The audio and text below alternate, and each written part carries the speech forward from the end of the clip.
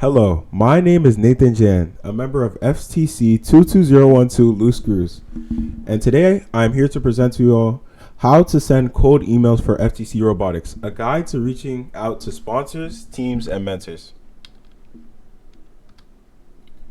So what is cold emailing? Cold emailing is essentially reaching out to someone who doesn't know you yet. It can be a bit intimidating, but it is an essential skill to have when you need to contact sponsors, mentors, or potential partners for your team. In FTC, you'll likely need to email people who can help fund your robot, guide your team, or collaborate on projects. This is a proactive way to get all the resources that you need. So what are some of the key elements of a cold email? Let's break down some of the key elements of a successful cold email. The subject line is like your first impression. Make it count. A good subject line immediately tells the recipient what the email is about and why they should care. In the introduction, don't just jump right into your request. Introduce yourself and give context as to why you're reaching out. This will make the person feel like it is a personalized request, not just an automated message sent to multiple people.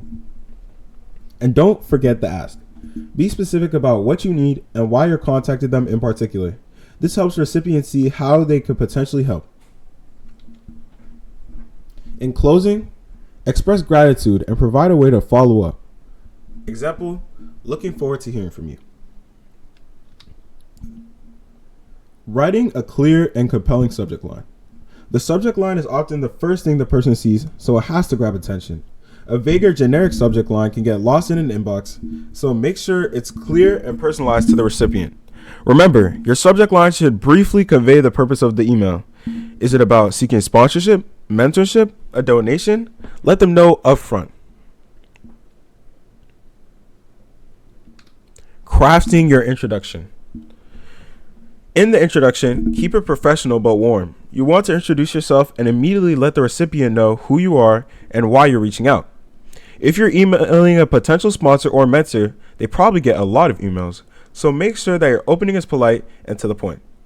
If possible, find a way to personalize your intro, like mentioning how you came across their contact or any shared interests, in order to build a deeper connection with the individual you are cold emailing. Step 6, making the ask. What to say? This is the most important part of the email. What exactly are you asking for? Be clear and respectful of their time. A vague request can leave the recipient unsure of how to help. If you're asking for financial support, it's good to explain why that support matters to your team and how it will be used. Example, for parts, registration fees, etc. If you need mentorship, explain what kind of guidance you're seeking. Demonstrating value. People want to know why helping you benefits them too. This is especially important when emailing potential sponsors or partners. Demonstrate how their involvement will have a positive impact on their business or brand. For example, you can mention the visibility sponsors will get at competitions or how mentorship allows them to give back to the community. Remember, it's a two-way street. Whether it's about exposure, brand recognition, or personal satisfaction for mentoring students, make sure to show them why it's worth their time. Be professional and polite. Before sending, always proofread your email. Simple mistakes like typos can make your email look less polished and might hurt your chances. It shows that you care about your communication and that you are organized. It is also essential that you use a respectful tone and avoid being overly casual, even if you're reaching out to someone you admire or have heard of before. Always be mindful of their time and show appreciation of their consideration. Tone matters. Even though you're asking for something, maintain a tone of professionalism and respect. Don't sound too demanding or desperate. Follow-up email tips.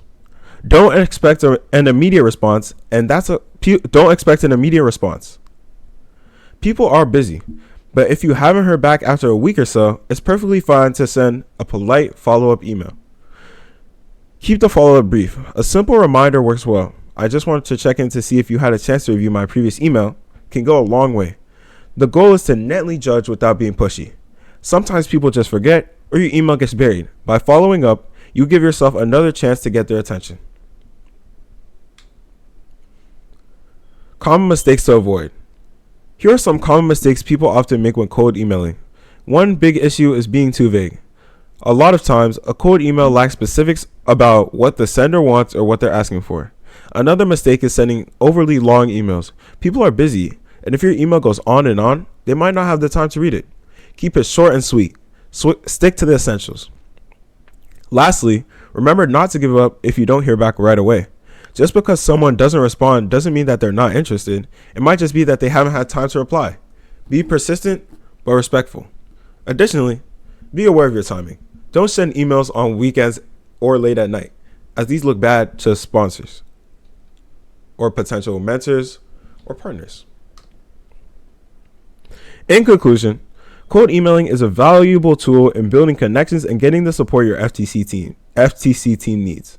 By focusing on personalization, clarity, and professionalism, you can increase your chances of getting a positive response. Remember, cold emailing is a skill. Like any skill, it gets better with practice.